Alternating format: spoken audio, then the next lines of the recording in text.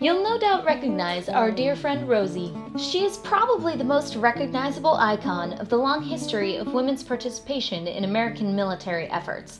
During World War II, tens of thousands of American women took to factories across the United States to support the war effort by filling jobs vacated by men who were fighting in Europe and in the Pacific. Today, women serve in the military with great distinction. The image of a female soldier is just as familiar as the image of Rosie. But what about the women who came before her? What images come to mind if I ask about women during World War I? There were in fact many American women in uniform during the Great War, and today we're going to see what that looked like.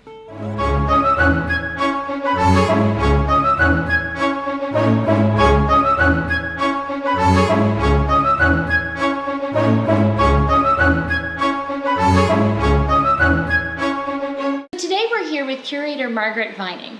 She's a curator in our Division of Armed Forces History, and her particular specialty is women's history.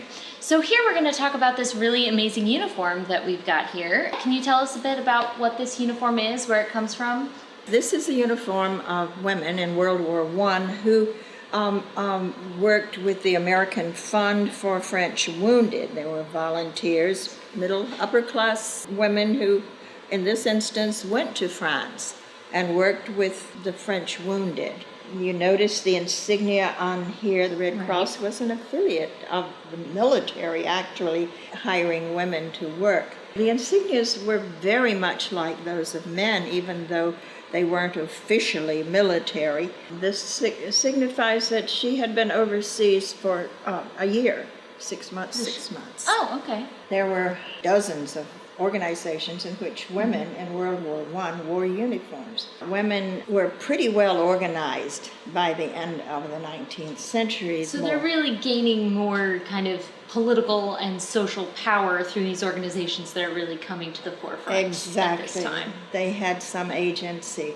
Can you tell me a little bit about the AFFW? This organization was started by Anne Morgan in New York. She was the daughter of J.P. Morgan. So she had some resources to bring to bear. She did, indeed, and she set up an enterprise. They drove ambulances, they had a day school and nursery, and they had libraries. People were living in quarries. They had been totally displaced by the war. And so they brought in people, organized people to plow and plant. And she got tons of seeds from the U.S. And also the women in these places did handwork, needlework, and in Belgium they did lace work that was sold to finance some of their work. These are things that are little known. Yeah. But they're really important because they do show that the wars do affect everyone.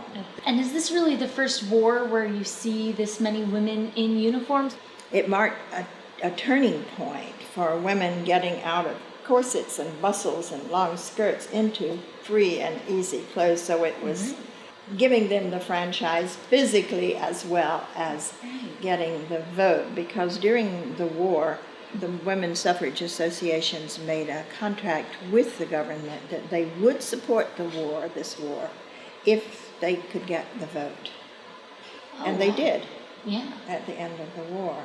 So what else do we have on the cart here? We have the little boots with the shoe buttons. The shoe buttons, my gosh. Boy, am I happy for zippers.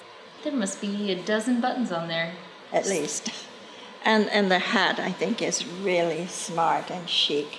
Yeah. And the pictures of the women wearing them show that they're extremely proud of their uniforms, and it means that they were patriotic and also citizens. And that's the whole thing about voting and citizenship. You are a real citizen when you can participate in your government, and that's so obvious with the way these women took to uniforms. Well, this is really, it has been an extraordinary look at this fascinating time. I mean, the World War I just does not get as much play, for lack of a better word, than so many other conflicts that we've been a part of. So I really appreciate you taking the time to talk us through this and show us how everything's connected. Thank you. You're welcome. It's been my pleasure. And thank you all for joining us today. I hope you learned as much as I did, and stay tuned for our next episode.